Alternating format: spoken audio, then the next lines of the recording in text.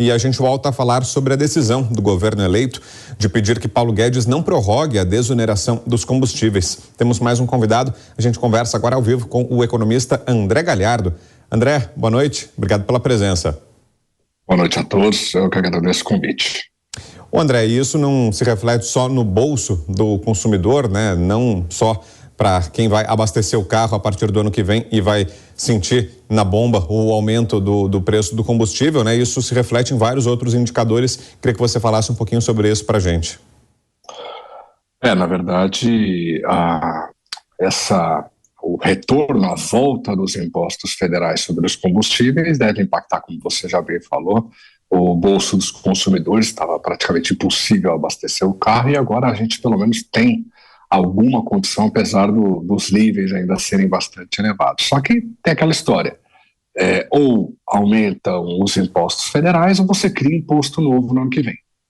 A gente, no ano passado, ou melhor, nesse ano ainda, a gente costumou dizer, eu digo o mercado financeiro de modo geral, dizer os impactos líquidos da redução dos impostos sobre os combustíveis.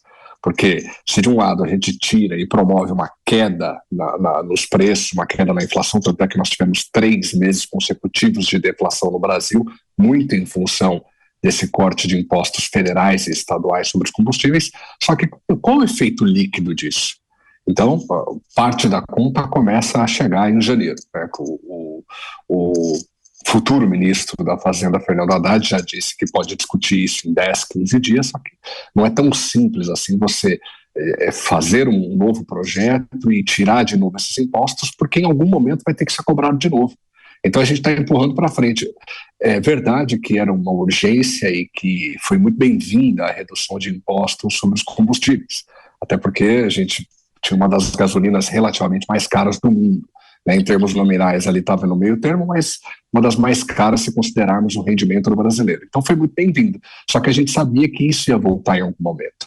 E não é novidade para ninguém, porque o próprio Banco Central do Brasil, a nossa autoridade monetária, já tem falado há muito tempo que desconsidera a meta de inflação para dezembro de 2023, justamente por esses eventuais impactos da volta dos impostos federais e estaduais sobre os combustíveis. Então, o Banco Central já está olhando o segundo trimestre de 2024 para tentar expurgar esse aumento que a gente já espera para janeiro de 2023.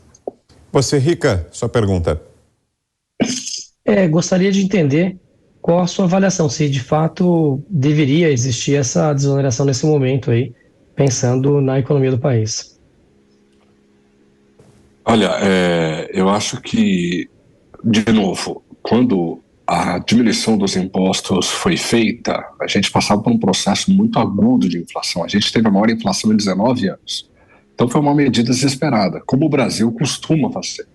A gente se perde nas urgências do dia a dia. Não é fácil fazer uma reforma tributária, esse governo não fez, os outros também não fizeram. A gente vive de mudanças muito pontuais e espero que isso mude algum dia, porque não é uma questão de governo, mas quase uma questão de Estado no Brasil. Então,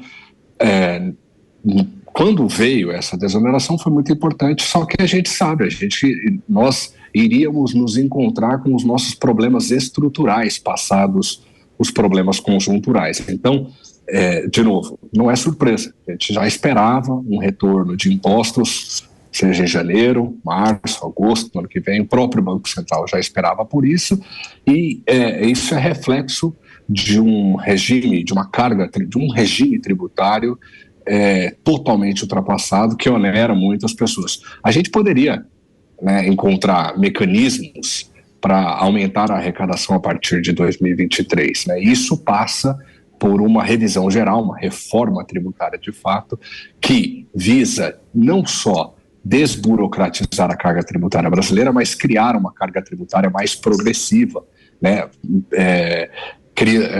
pegando impostos de patrimônio, de renda, ao contrário disso, vide o que foi aprovado na Assembleia Legislativa do Estado de São Paulo. Ao contrário disso, a gente está cortando imposto sobre herança, a gente está cortando imposto que, em teoria, pelo menos, é mais progressivo. Então, nós nos encontraremos com os nossos problemas e, nesse momento, é urgente. A gente vai ter que voltar com os impostos federais ou esperar a criação de impostos novos no ano que vem.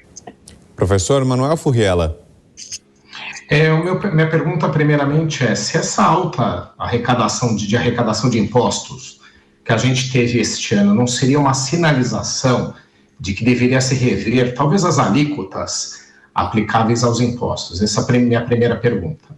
A segunda é, se, caso você entenda, economicamente falando, a tua análise é técnica, de que efetivamente é necessário o retorno desses impostos, dessas tributações sobre os combustíveis, se a gente não poderia fazer de forma escalonada no tempo para diminuir os impactos.